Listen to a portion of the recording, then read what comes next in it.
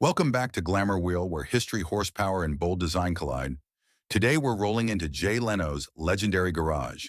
But this time we're not drooling over sleek beauties. We're spotlighting 10 iconic classics that may look stunning, but drive like a nightmare. These are Jay Leno's most untouchable, yet totally flawed rides.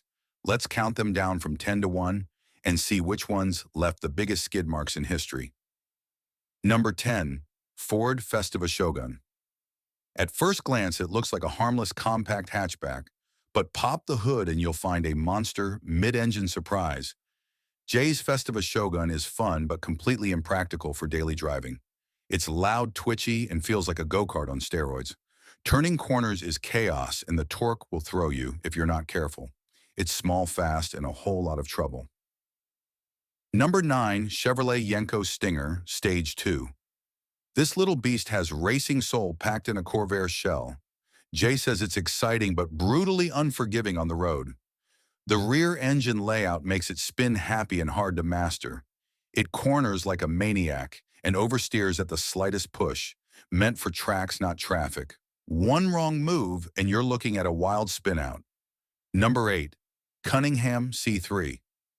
This rare American-European hybrid screams elegance, but Jay admits it's one of the least enjoyable drives in his garage.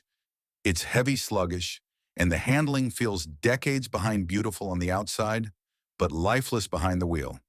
It's more of a showpiece than a performer. All style, no thrill. Number 7, 1934, Bugatti Walker Coupe.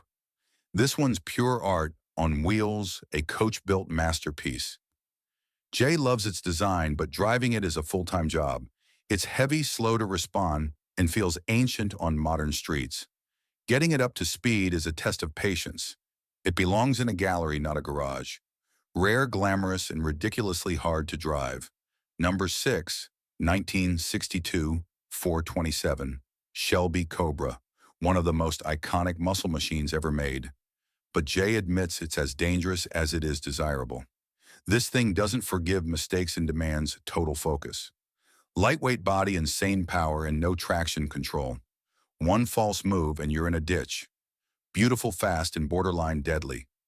Number 5, 1941, LEF, France Series.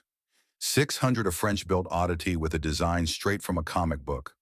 Jay finds it charming but borderline unusable. It's slow, bulky, and full of strange mechanical choices. Repairing it is nearly impossible without custom parts. Every drive feels like a gamble. Quirky, stylish, and totally impractical. Number 4, 1916, Autocar Truck. This World War-era truck is a slice of industrial history, but Jay calls it one of the roughest rides he's ever taken.